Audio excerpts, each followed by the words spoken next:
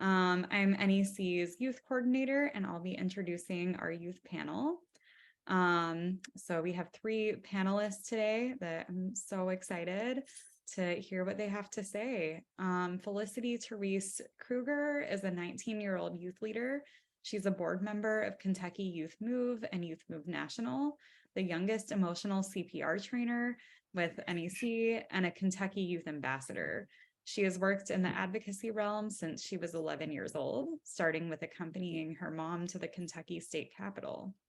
She is currently working on several projects to better help youth struggling with mental health and or who are in the foster care or adoption system. Her life's motto is "Be the me the younger me needed." Her passion is working to educate young people in leadership and empowerment. We also will then hear from Mark St. Amour, whose pronouns are they, them, their, who is a neurodivergent, queer and trans, gender nonconforming person of Mexican indigenous descent and a childhood victim and survivor of trauma who deeply believes in listening to youth voices and the power of holistic affirmation and self-agency. Mark spent over 10 years in the national for-profit industry as an upper-level manager and director and business developer, opening startups and working with established organizations to expand into new territories all over the US. Following this, Mark spent another 10 years active in the nonprofit field, working with organizations throughout Chicago, New York, Vermont, California, and Michigan, centering justice, equity, diversity, and inclusion practices, and using trauma-informed and intersectionality-based frameworks. Mark currently serves as the executive director of Youth Move National and a core trainer with the Transgender Training Institute. And finally, we'll hear from Martin Rafferty, an international speaker and youth engagement strategist, who is the founder and CEO of Youth Era, a celebrated international nonprofit that aims to revolutionize current thinking about youth participation and social change. For more than a decade, Youth Era has served hundreds of thousands of young people through its drop-in centers, online peer-to-peer support services, and postvention for crises, including responding to school shootings. Among the achievements of Youth Era is the creation of a peer-to-peer course provided to high schoolers from 4 different countries as a joint research project with the University of Oxford. So I'm so looking forward to this panel. I'm going to go ahead and remove the spotlight from myself and turn it over to all of them. Or I'll go ahead actually and turn it over to Felicity since she'll be starting us off. So excited to hear from you. And feel free to put your questions in the chat. If we have time, we will be taking some questions from the chat. Thanks, everyone. Yeah. So, hi, I'm Felicity. I am getting a really big echo from somebody.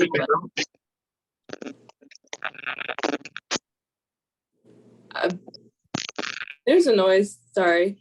Hi, I'm Felicity. So I am a young person, and I sort of wanted to come and sort of introduce who I am and what I do, and my view on the world, kind of. So I grew up being the youngest in all these things. And when we're talking about the future, I was always told that I was the future of this advocacy world and this realm, especially for these rural youth in Kentucky, because I came from a little itty bitty Kentucky town, and still live there and thrive there. And I really want this future of young people to continue to do that and continue to be empowered to do that and be who they want to be in that world. And I really want to support them as much as I can. And working with all these organizations, NEC, Youth Move National, like, I'm so grateful for them, not only in their ability and their opportunities that they've given to me, but watching all these other youth coming in. I recently met, I cannot remember their last name, Joe. Shout out to them. I met them on the board and they were texting me like I'm just starting out I can't believe I can't believe that Youth Move National has already got me on this board and I'm already doing stuff. And I'm like, I'm so happy for you. And then they were like, maybe I can MC for the Rave Awards. And I was like, yes, do it. Because I love these young people coming in, and I love being the youngest is not a thing anymore. We have so many kids that are coming in advocacy and being the same age and being able to be the front leaders of this future that we are all creating. So with that, I will pass it over to Mark. Awesome. Thank you so much, Felicity. Gosh, it's hard to follow Felicity, who's technically my boss, serving on the board. So, oh my gosh, I gotta behave myself. So hello, everyone. My name is Mark St. Amour. My mandatory pronouns are they, them, their, and I am the executive director of Youth Move National, in which Felicity talked a little bit about. So a little bit about us. I'm going to try out a new analogy that I've been working on, and you can all let me know if it fits. But when I think about Youth Move National and the work that we do, I envision a solar system. And at the heart of all solar systems, right, is the sun, which everything revolves around. And I really view that as youth advocacy, right? Uplifting youth voice, which has always been there, right? It's really not about like stepping in and speaking for youth or really turning up the youth volume on their voice, but it's about intentionally turning down other people's voice, right? So youth can be heard because they've always been here and they've always been speaking. And so that is at the heart of what we do. Specifically, really, the interactions or intersections with systems, right? Behavioral mental health systems, juvenile justice systems, foster care systems, etc., right? However, what I'm hoping and what I'm trying to work on is to pull out a little bit from the sun and see all those other planets and all the other moons that orbit those planets, and really start to look at what does lived experience mean and who does it disproportionately affect, right? And we know that it disproportionately affects youth who are Black, Indigenous, people of color, folks who are 2S, LGBTQI+, right? Folks from the disability community, right? And so it's really about broadening our view of what youth voice and youth advocacy means, to really be touching upon those folks who are disproportionately affected by these systems. A lot of times in the work that I do, it seems like systems are super excited to re-engage with youth, but not necessarily willing to take accountability to maybe some of the reasons why youth have stopped engaging with their systems, right? To recognize that very real harm that has been done.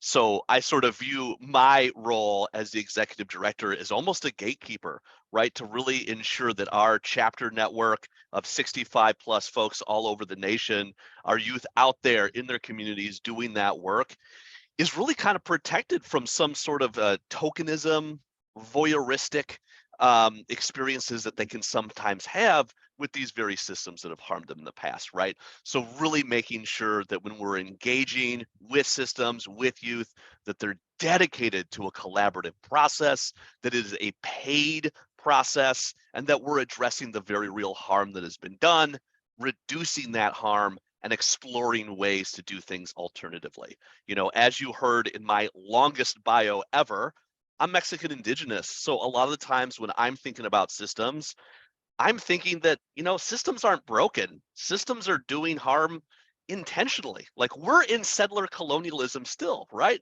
So I think about what's been done to my folks on the res, and just really kind of recognizing that as much as we do need a harm reduction model, gosh, dare I say, I'd love to explore what abolition looks like as well, decolonizing the way that we do things, and looking at building new things, right? For our youth, by our youth, for their specific communities, really from the ground up. So I'm kind of excited about the entire spectrum of that and our entire solar system. So that is sort of my little spiel there, and I'll hand it over to Martin. Thank you. I am going after two titans, and I really appreciate the opportunity to come and talk a little bit today with you. My part is to talk a little bit about the future. And for us, just to let some of you old timers know, I actually started my career as the youth advocate for Mind Freedom International. So I'm looking at some of your names and I'm like, wait a minute, did you buy a book one time? Did you send a $35 check that I went and cashed? So I swear I can remember sending some of these names books. If you ever bought a book for Mind Freedom, or you might have been something I shipped out. I'm going to talk about the future, but want to anchor it to the past. Not saying Mind Freedom is the past, but the truth is that the way that the systems are interacting and the way that mental health stigma is interacting with society is way different than it was. I think that it's very important to look inside of other areas, other fields, when we're thinking about looking forward and looking at what's getting attention, right? So 10 years ago even, mental health stigma was the Goliath. We all had to slay mental health stigma. But now mental health awareness and stigma are things that people talk about everywhere. It's something that we all are communicating about to some degree, and COVID made that possible. And so what comes next after beating stigma? And for Youth Era, which is an organization that I run, and it's based in Oregon. I saw a bunch of folks here from Oregon, but it's also based in some other places as well. We have our headquarters here. We do direct services, so drop-in centers where young people can come after school and be in a place where they feel like they can belong. And there's virtual reality and 3D printing and all of those things. But we also have youth wraparound partners, right? So we are utilizing peer support in a way that we are providers of services now. And so we had to get really crafty with how we were going to do that. And I wanted to share a few things that we make freely available, and anyone who wants to do any youth engagement can take and utilize right away. I just got done doing a keynote for Think Kids. I don't know if any of you know of the work that they do with collaborative problem solving.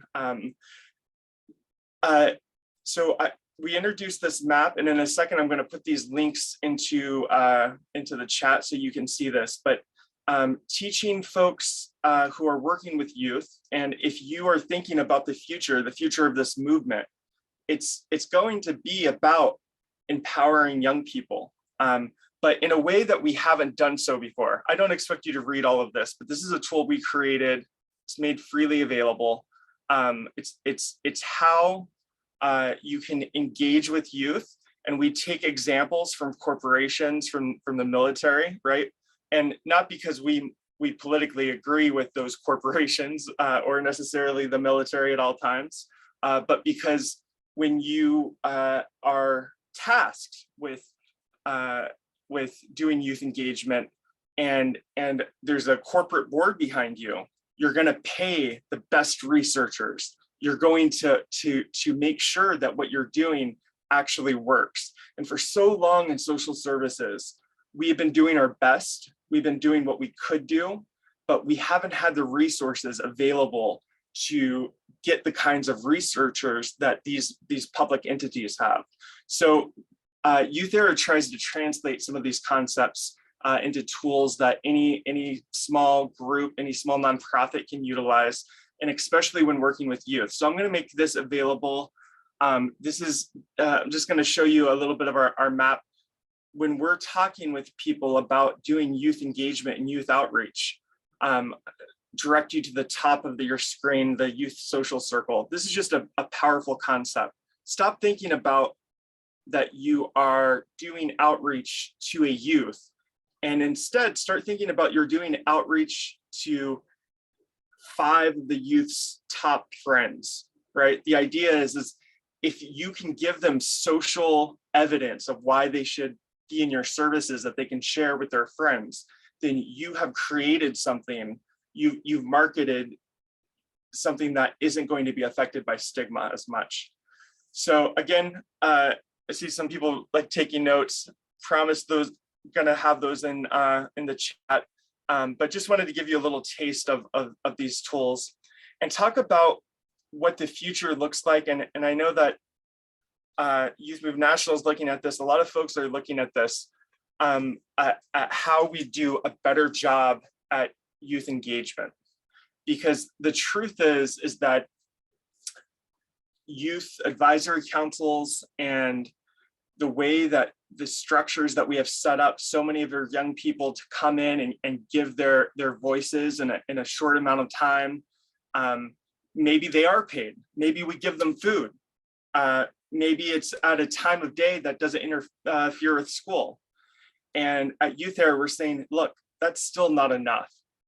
That's still not good enough, because young people need something more. They demand something more. This generation demands that we keep them included afterwards and we let them know what their voices did, what impact that they did. And so this is another tool that we are trying to give out for free for anyone who's doing this good work, right? And it's, how do you actually interact with these young people where you can get their voice, but instead of it being a tokenizing process, you actually dig in. So we based our youth co-design model on a corporate model of co-design. We did this with the University of Oxford when we were creating our Uplift training. We did a youth co-design process. And so, for example, in Oregon, we are about to roll out with systems of care. Hopefully, I'm saying we're about to, that's not true at all. That's a total lie. I hope that we're about to, which is the truth. So I hope we're about to roll out a new system in Oregon where we are taking this youth co-design process and we're creating something called youth juries, right? We wanted to think about what other systems in the world that has nothing to do with mental health, nothing to do with youth, utilizes laymen, people who don't have professional skill sets, brings them in, gives them something to make up their mind about, and then releases them. And we thought the court process does that, right?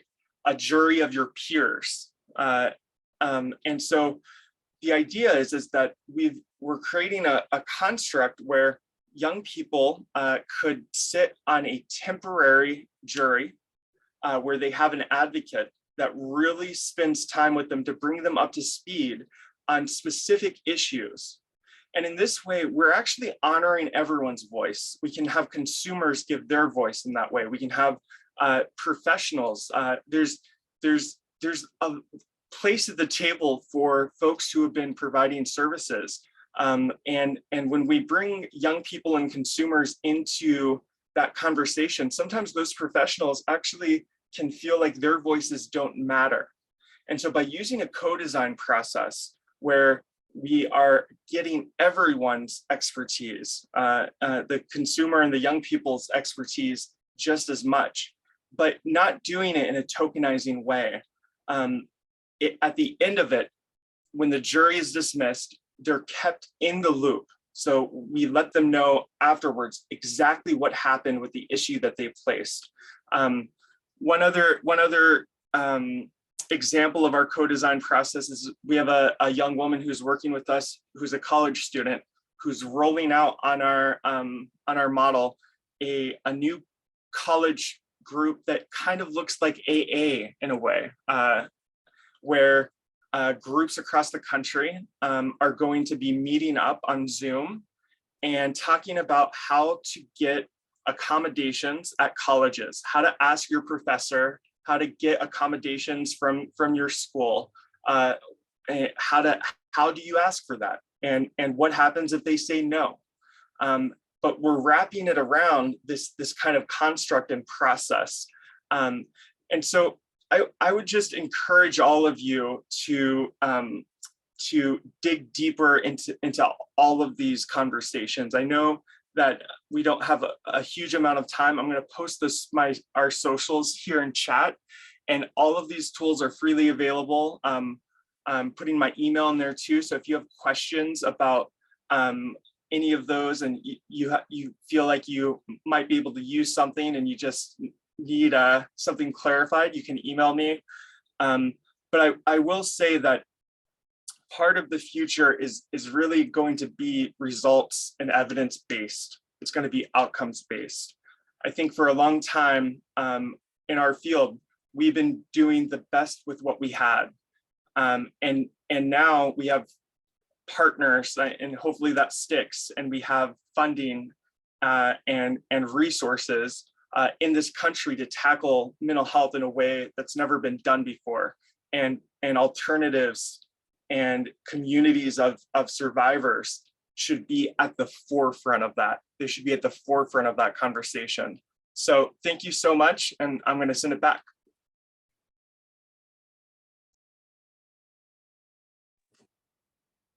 Hi. So I'm gonna I definitely forgot to mention something, which is okay. We forget it, we get flustered. That's what I fight for. Advocacy for the teens who are coming in and doing this. So some of the stuff that I do and advocate and do in this world and this realm with advocacy. So in becoming the ECPR trainer that I am today, I started out as a youth brought in to help create their youth track for their training. I started out sort of being like, hey, come and give us some input, to starting to do trainings and becoming a lead trainer, and being a young person in that system and being able to sort of decide what they are doing, and like what would be the best for a young person in this training, in this class. And then a couple of the other things I do a lot of state things, and then I do a lot of national things. So I'm on the boards. Yes, Youth Emotional CPR, Oryx, who is one of my biggest stands, and I love him very much. So we've got Youth Emotional CPR, and then we've got the Youth Move boards. I'm on two. I'm on the Youth Best Practice Committee, and then the Youth Move Board of Directors, both of which are just young people getting together and making decisions about different things and coming in and creating. Let's see if I can remember one of the main things we did last year, because I don't want to give you all spoilers of what. Yes, somebody just put, let's fund youth ECPR. I would love that. That's one of the things I really want to do. I want to get youth ECPR in schools, especially rural schools, because young people around here do not have, not only do they not have support through like maybe family or the systems, they don't have the ability to, let's just drive down to the next town over and be like, find it there. They need it in their schools. So yes, Jane, or Jane or June. I'm sorry if I got your name wrong. Jane, there we go. And then I'm currently working on creating in Kentucky, LGBT is not a common thing here. So I'm excited to sort of say one of the big things that I'm doing is creating a camp for young LGBT people in Kentucky, which is rare to find. So I'm their youth leader person there, and I am doing a lot of that stuff with creating the camp, finding young people who would want to do that, finding ways to fundraise, and how would we be able to best get youth involved in doing that. And then as a whole, I just want youth. I am trying my best to give resources to young people. Every person I meet, I am like, you got a young person in your life that you want to be involved. You've got a daughter, you yourself, you're a young person who just like is been diagnosed, or they have entered the system, and you want to just figure out how you can support not only yourself but others. And I always tell people I am just sort of the youth go-to with some of these places, especially in Kentucky, because I just sort of have gained a lot of knowledge and a lot of just the gopher of these kinds of things where it's like, yep, Felicity will know that. And I am just going to shout out a couple people for the reason that I'm doing that. Oryx Cohen, Kristen Thorne, Johanna Bergen, my mother, Maggie Krueger, and Stephanie Sykes-Jones, who's also on this call somewhere, who were the people in my life that I know Stephanie was a youth at one point in time, and so was Johanna and Kristen, who came in my life and said, I did it, you can do it, and you've got so many more resources now because the resources are coming in.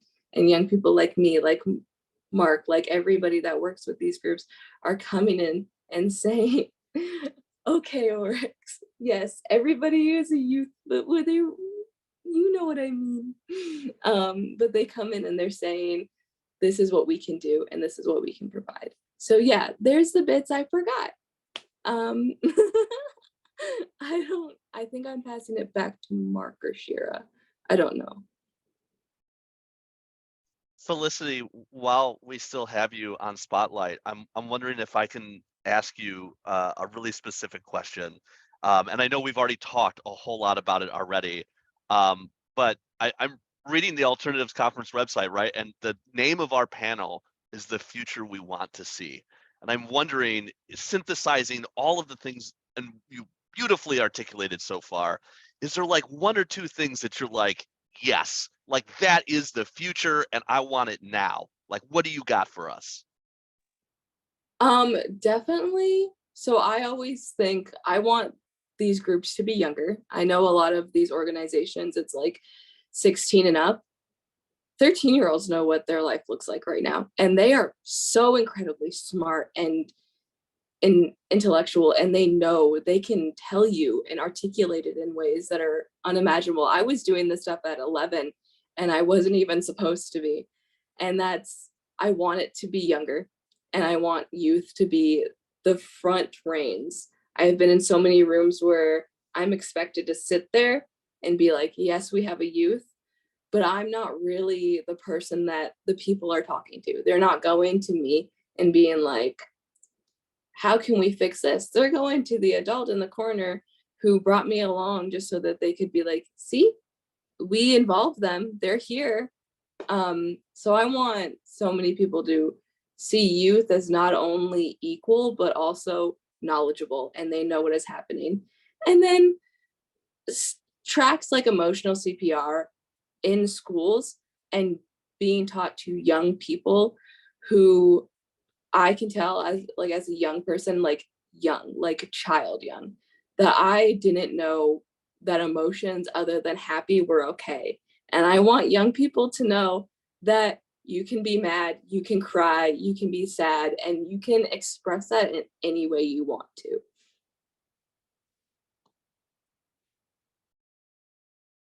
Oh my gosh, I love every bit of that. That's my boss, everyone. That's why Youth Move is so amazing. Thank you, Felicity. That was so great. I agree so much with everything you've said. You know, I see so often that it's like, oh, let's get sort of like a youth advisory committee.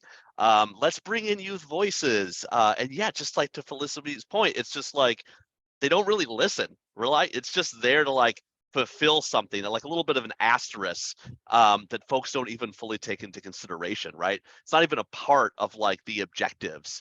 And so getting that direct voice involved in every step of the process and approving, right, those outcomes, signing off on those outcomes is just so critical. Gosh, I so appreciate that. When I think about the future, I want to see, and so far, let me be clear, I agree with everything everyone has said so far, all brilliant and amazing ideas. I also wonder if it's not time to start to look to alternative ways of knowledge and learning and being in community with each other, right? Again, I'm thinking of my tribal nation and my heritage and my ancestry. And I see a lot of that, unfortunately, appropriated, right? Like I look to the field of restorative justice, which is a really just way Indigenous communities have lived together, right, for generations upon generations. But what do? We slap a white name on it, we sell it, and now suddenly it's evidence-based. And I just kind of want to be like, gosh, we already have that knowledge. It already exists with our young people. It already exists in our community, a way to really sort of honor, right, our lived experience as being valid, starting to decouple away from capitalism and money-driven, right, money-driven processes, to say, you know what, we know how to be in community with each other. We already have that knowledge. Let's honor that. Let's honor our past and our ancestry. And we don't necessarily need to have sort of like a, for lack of a better term, pardon me, and these are I statements, but like a white cisgender heterosexual man selling something for it suddenly to be okay, and so I'm just like really, really excited to see that future that kind of gets back to our roots, that decolonizes, that starts to separate away from capitalism and just uplift communities who already know how to support each other and how to take care of each other. And I just think that that's a beautiful future that I really want to see. And if we're not talking about climate change either, we're not going to see that future, right? So really focusing on tending to the earth as well as ourselves, I think is really, really critical and important as well. And I'll just add, and just let me say, Kentucky leads the way. I was born in Ashland and grew up in Paintsville. I don't know if you know where Paintsville is. Okay, Johnson County.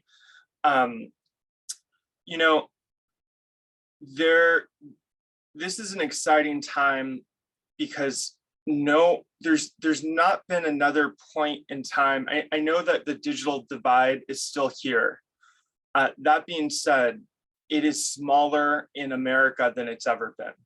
And with the creation of faster internet satellite, there's going to come a moment when the cost of that is going to be accessible to virtually any rural family. And so it's so important. There are communities that aren't at the same pace where we are in some of the bigger cities. I say that in Eugene, people in actual cities would be like, buddy, you don't live in an actual city. You live in a small town. You're a townsman person. But it's a huge town compared to Paintsville, right? So there is a huge need right now for folks in rural communities to get the baseline of services. And when I tell you that there are communities in this country that are dangerous for people to, I talked about that stigma is gone, and I overstated that. There are places in this country where the stigma isn't gone, and it's still dangerous to talk about your mental health and talk about your personal experiences. And so we have to take full advantage of technology and getting tools, practical tools, into the hands of these communities, and for young leaders who could take them and turn them into mountain shifting proportions, right? So I think acknowledging that technology is there's a double-edged sword there, but it's already being used for bad. We might as well use it for good, right? Because double-edged means it goes both ways. And I know that there's a lot of people who are weary of technology, and I understand that you should be wary of it, and we should use it for the good as well. Yeah, Martin, I really want to amplify that. I can, the closest city that has anything is Louisville or Frankfurt, and that's a 2-hour drive for me. And using technology, I wouldn't be involved. I wouldn't be doing this. I wouldn't know who Mark or anybody is, because that's how I got involved, was through, hey, want to join the Zoom call for a half an hour and see if you like it. And yeah, it definitely is a double-edged sword, because you can find things on it that are bad, but you can also find things that are incredible and changing the world in that same minute. Like the internet and social media and technology as a whole is so broad that you could find anything that you want to find.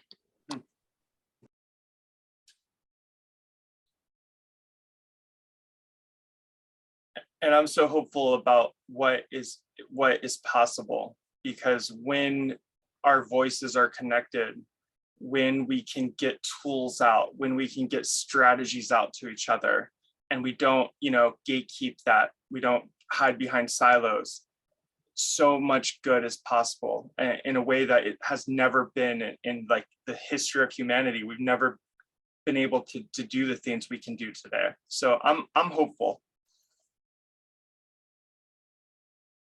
So I want to. Mark's like, I want a 3-hour conversation about that. Like, yeah. No, I'll acknowledge too the double-edged sword to it, right? If one community can find a way to make it through something that feels impossible, and they can share that tactic with a community, 2,000 miles away, and then there are 50 other communities just like that, they found a way and they're able to share those strategies. That's what I mean by we haven't had that available before, where we could really transmit that in a way and have like that back and forth. And again, it's double-edged though, because the negatives happen too.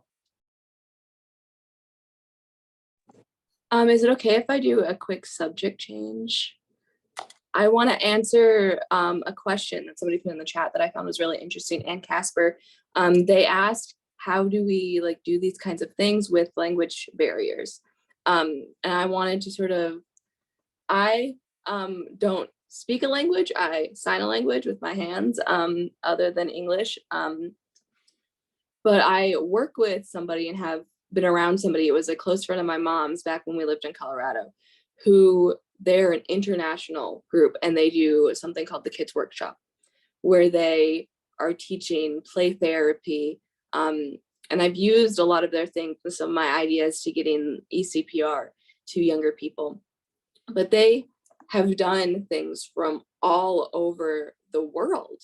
And one of the things that they were talking to me about was that language barrier and how cultures and everything like that integrates into how you are with that person. And I was telling them about ECPR's approach to that, and their culture approach to meeting the person where they are at and finding the person where they can be.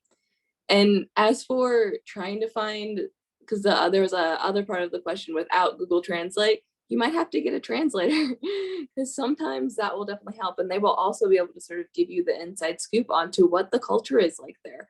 What is it like in this part of the world? But it also ties into, the culture of rural counties is so different than the culture of a big city. If I remember my first time going up to Owensboro, I was walking around and people were like just casually with pride flags, and I was like, and they're okay doing that? Like they're not gonna get hate crimed in the middle of like the Walmart? And my friend was like, yeah. And I'm like, I would be too scared, just because the culture in my town is not the best normally. It's kind of scary sometimes. And the goal is everywhere to be like the Owensboro Walmart, where everybody's just chilling with their pride flags. I would love that. But it's gonna take coming and people like us to work on this future of a completely loving future, while also respecting everybody else's culture.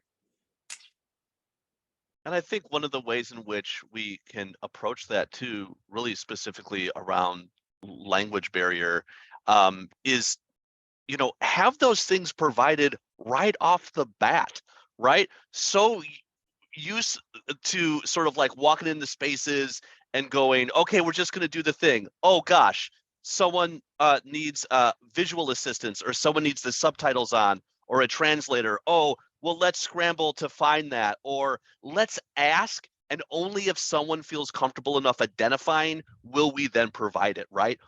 That is still very ableist, right?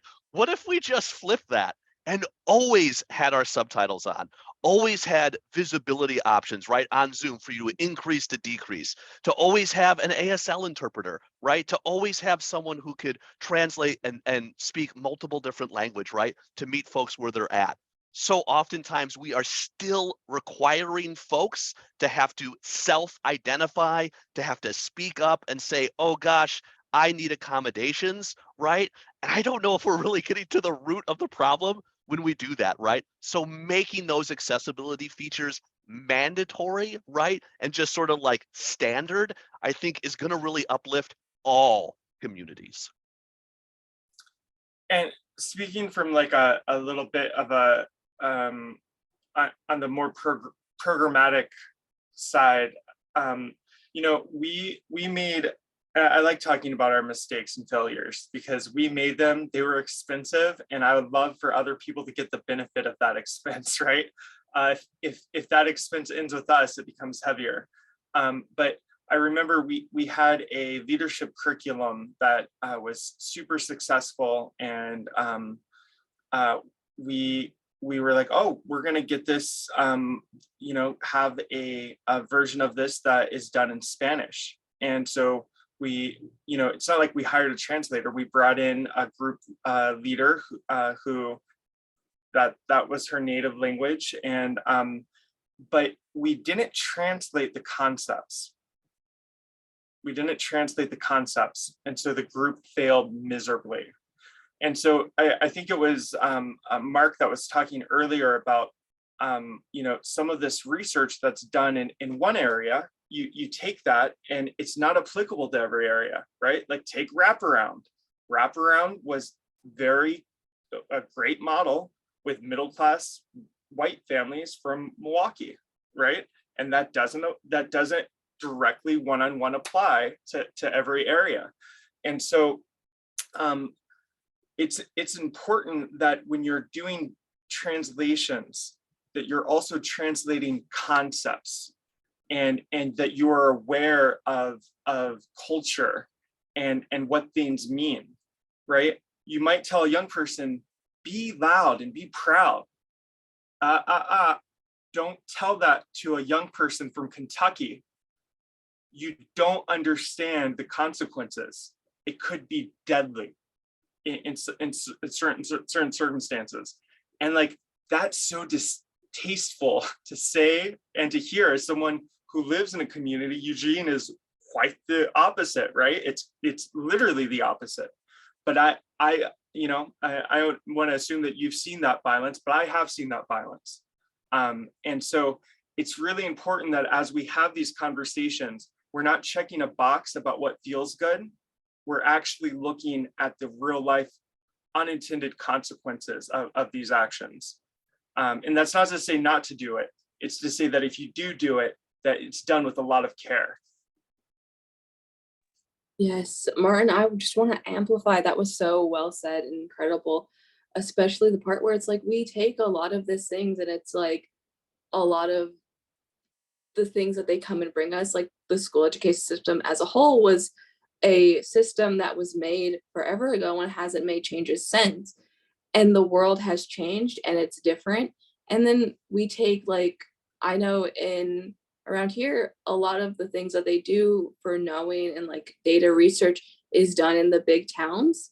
And then they come to these little towns and they're like, well, we just did all this research and it's different here. It's because that's not how it is here. There's a completely different culture just because there's 3 people living here and 6 cows. There's more cows here than there are people.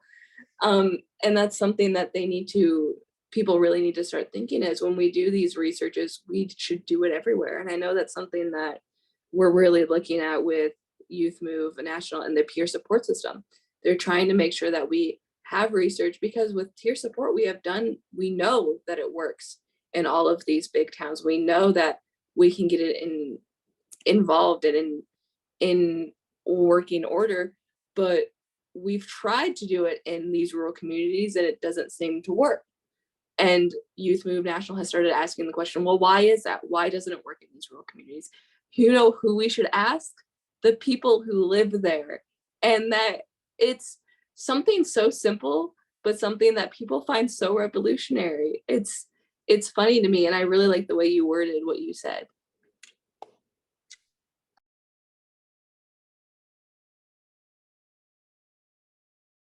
Someone has a question in chat. Okay, Yeah, hi, Kevin Fitz of Oregon Mental Health Consumer Association. hey, Kevin. Just I'm so happy to call Martin a friend and just a great speaker. And I'm amazed at how many different issues you can sort of talk about in one short talk. Here's the question that, and I'm a psych survivor. I'm also a mental health consumer, but I'm going to put on the psych survivor hat. Here's the frank question. Do the young adults who are getting the treatment out there, particularly the DSM diagnosis and the psychopharmacological prescriptions, how is that working? Do the kids love their treatment? Do they have issues with their treatment? I lament as a Generation Xer that I haven't done a better job of help bringing youth who are psych survivors into getting voice. I would love to hear anybody on the panel, but particularly my friend Martin's riff on you.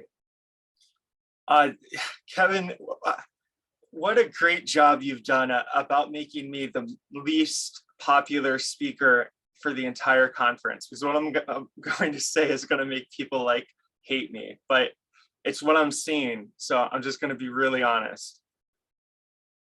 In 2022, the number one thing that I hear from our young people is that they are not only like eager, but desperate to get seen by a clinician and get a diagnosis. And when we dug in to like figure out the why, a strange thing is happening, I think, with TikTok. Not to demonize one social media platform, but TikTok is the devil. Like, if you don't believe in the devil, just download TikTok and you will. So we've broke, I talked about like stigma for mental health is largely in the mainstream been altered. And part of that though, is that young people feel like if they can understand the symptoms that they feel in their life, if they can understand that under the lens of a diagnosis, that they can then feel acceptance. So it's not that these young people are seeking psych meds necessarily. It's not that these young people are seeking to do anything else but try to understand their own symptoms and what that means. And if they can get that label, they actually feel a sigh of relief, that it makes sense and that there's a way forward for success, right? They're not like, they don't feel so alone. And so I'm very mixed on that, because anyone who has been on the clinical side of this field would look at that and be like, that's very scary, because these are billing codes. These are billing codes. Like, they're not meant to make you feel better or give you an anchor in who you are. That's not what they were designed for. But in popular culture, that is what you're told. And so that's what we're seeing right now, Kevin. That's what I'm seeing right now anyways.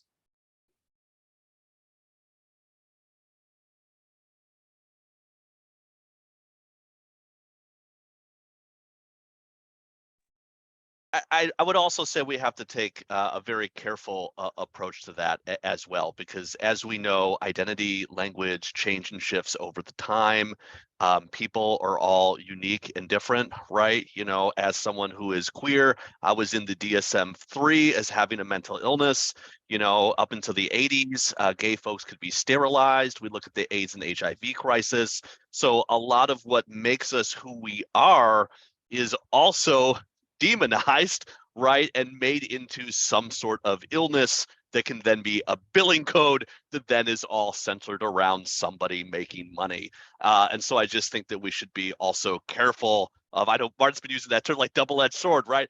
A lot of what we're talking about today is complex, right? It's nuanced, it's gray, it's sticky, there's like middle area there. And so really it's complicated, and we have to uplift those complications as well. Thank you all so much. These are such important perspectives. And just really appreciating this. I just wanted to hop on because we had a few more questions from folks that I wanted to make sure to ask. One is, how can we get another perspective to young persons?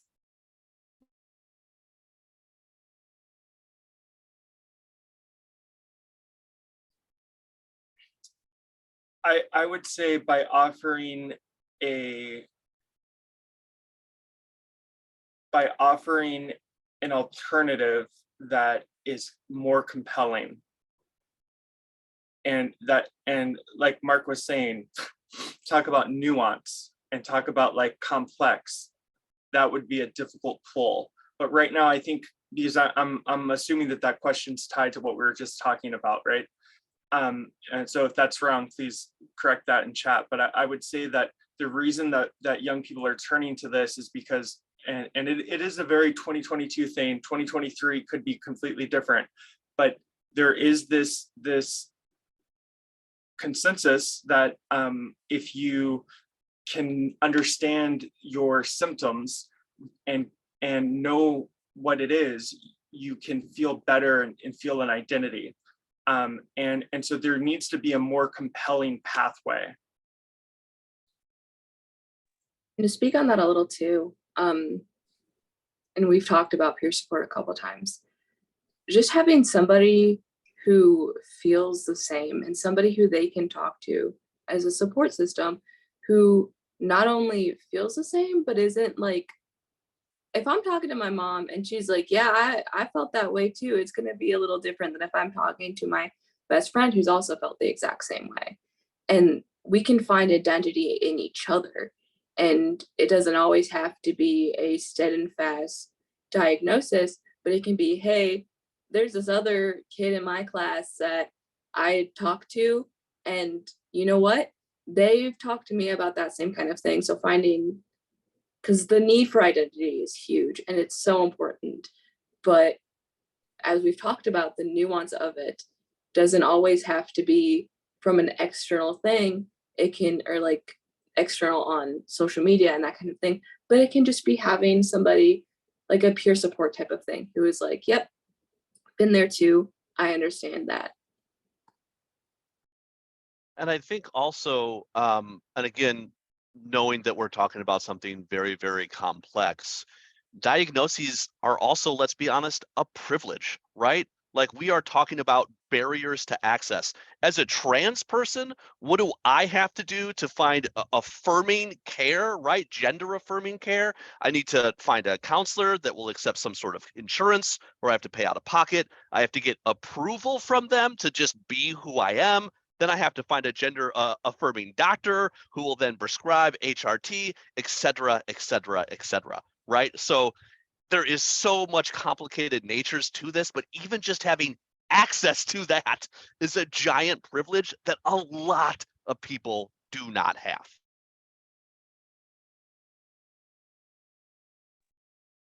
And that's something that emotional support, ECPR sort of does, is it makes it very normalized, this ability to sort of just be like, yep, I'm struggling with this and I can't, because a lot of these things are expensive too. And that's why it's such a privilege. It's just like, it can be, I was talking to my friend with insurance, like her medicine for ADHD is $100-something. And ECPR just sort of is a space for like an open space to talk to somebody without them being like, well, you should get a diagnosis, maybe you should be on medicine for this and this and this, instead of being like, yeah, what you're dealing with, that sounds hard and that sounds difficult, and I'm going to be here for you no matter what you're going through. And that's why I love ECPR so much, because it's just so open and not this let's fix it, sort of like the clinical system is. Thank you so much for bringing that up. I think that's so true about ECPR. And we do have a question about that. How can we get more ECPR in schools and pass the boards? Even if the kids want it, board members of schools are afraid to let kids talk about it. they're afraid that ideas would be put in their heads. And this person says the youth need more power and voice, which I think is what everyone has been saying today. But do you guys have any thoughts on that? Yeah, I'm definitely going to shout out. Oh, sorry if I interrupted somebody. I am definitely going to shout out Sean Perry. That man has been doing extraordinary work with getting ECPR in schools, like extraordinary. And we did a webinar on it. And he does talk about, because even with the adults, we have to meet the adults where they're at, and we have to sort of give them a perspective that they can understand. And that can be difficult and that can be hard. And I highly encourage you to really check out him and the work he does and our webinar, not to shout myself out, but that he really got to talk a lot more on that. And I'm sure that Martin and Mark can sort of talk about how we get that involved and how we meet the perspective of that. Because as a young person, I've spent a lot of my life being the perspective of the person's like, hey, I really want this, we really need this. And adults sort of being like, well, I don't know. And it can be really hard on the youth and it can be a struggle, but definitely this culture that we've talked about coming in and being like, here is our perspective and we want you to feel a part of this and come in and work with us as we do this. Yeah, and it also may sound cliche, but get involved. You know, I mean, I will implement myself, right? So implicate myself. I'll use I statements. So I was seeing some not so great things happening at my kid's school, and for years I would just sit back and be so angry and complain and be like, oh my gosh, this is ridiculous. We've got to move. We got to do X, Y, Z. Until I had this like really aha moment where I interrogated my own anger and thought and asked myself, have I literally ever been to a school board meeting? The answer was no. Have I ever been to a sort of parent-teacher association event? The answer was no. And so it had to take me going, oh gosh, you know, knowledge is one thing, education and training is one thing, but action is different. And that's what we really need, right? And so then I actually started going to those school board meetings and pushing back on some of those things, right? Not trying to always bring up that I'm queer and trans, right? But this trend of like grooming kids is gross and disgusting. And what can we do to get rid of that? Show up to those meetings. Bring youth with you to those meetings. And if no one's listening, but they will call on you as an older adult, as an aging adult, go up there, bring a youth with you and say, I yield the floor, and step back and let the youth speak for themselves and back them up and support them. Yeah, and I would also say that some of those battles like that Mark just talked about, maybe you'll win, most of them you won't. And so what's that mean? It means stop relying on schools. Stop relying on these gatekeepers. If any of you have done any professional work with multiple schools in multiple districts, you'll know that each school is its own little kingdom with its own little royalty process where you have to like kneel and kiss the rings of each person differently, right? It's so different, and there's so many power dynamics, local power dynamics at each one, that I say skip that and go directly to the young people. Do it in a way that you're not relying on any of these groups. And I know we skipped ahead to this subject, but I want to honor and give voice to a comment, because the last thing I'm going to say today is part of what alternatives has meant to me. Has been a foundation and a community of survivors. And I think having compassion for all perspectives is so important.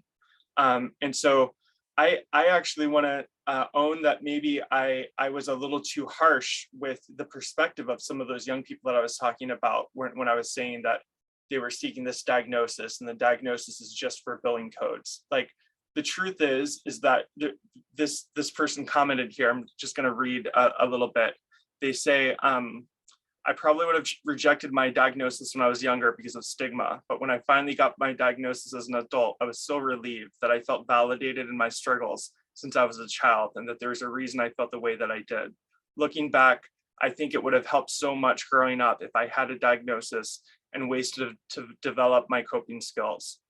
So thank you so much, whoever wrote that. And I want to say that any time you feel my energy or other people's energy and alternatives, I would assume it's coming from a good place where we've seen behind a curtain where those diagnoses can be weaponized and used in a way that is violent, right? That is violent. And your version, like what you got from your diagnosis is completely valid. And the comfort that it brought you is completely valid. And I think we should be lifting up those voices, people who are on psych meds, and that helps them be who they want to be. Like that, we should honor both perspectives here, because we have to be united in order to push forward. To get anything real done, we have to have compassion for each other at the very, very least. I love that. And I will also double-edged sword say to draw some healthy boundaries too. You know, a lot of times being involved politically, I hear a lot about how our country is divided and we really just have to come together. And I think that there is a lot of beauty and truth to that, 1,000%. But I also feel like we need to be thinking about folks who are marginalized, who are historically excluded, where coming together with someone who is a direct transphobic, racist, someone who's doing real harm and has the potential to violence, actually should be divided from that person, right? There needs to be healthy boundaries drawn as well to protect those who we're advocating for. So a follow-up, I'll just say that's why we need allies, right? That's why we need those folks to show up, to be that buffer, to do that work. I think it's really important, and I think that there's a place for y'all out there. Well, thank you so much. This was just such an incredible panel, and I'm so grateful for the three of you and all that you shared. Do you have just any quick, really brief, like closing comments before we go ahead and transition to our break? I'm just going to say I'm going to quickly put my info in the chat in case anybody, because I did see some other questions and I know we don't have any time to answer them, even though I wish we did. So if you have questions for me, I'm going to put my info in the chat so you can get a hold of me.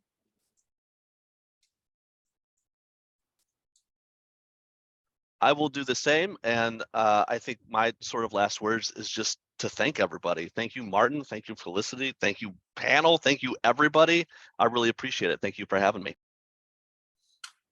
Yeah, and I will follow the lead of putting my contact info in there. And yeah, I just want to say there are a lot of scary things right now, and but there are a lot of hopeful things too. And so I'm striving towards that hope and saying, you know what, I think with the tools we have now, we can stand on the backs of giants. Some of those giants are in this room right now. I'm looking at you right now. And we can reach new heights that weren't even possible back in the day. So there is reason to have hope, and I implore you all to reach out for that. Thank you. Quickly, to all my young people and all friends of young people, this is my encouraging words to be like, if this is something that intrigues you, definitely go for it. And if you're even older, if it intrigues you, still go for it. You're never too young or old to do anything you want to do. And thank you for the Alternatives Conference for letting me be here. Thank you so much. So we are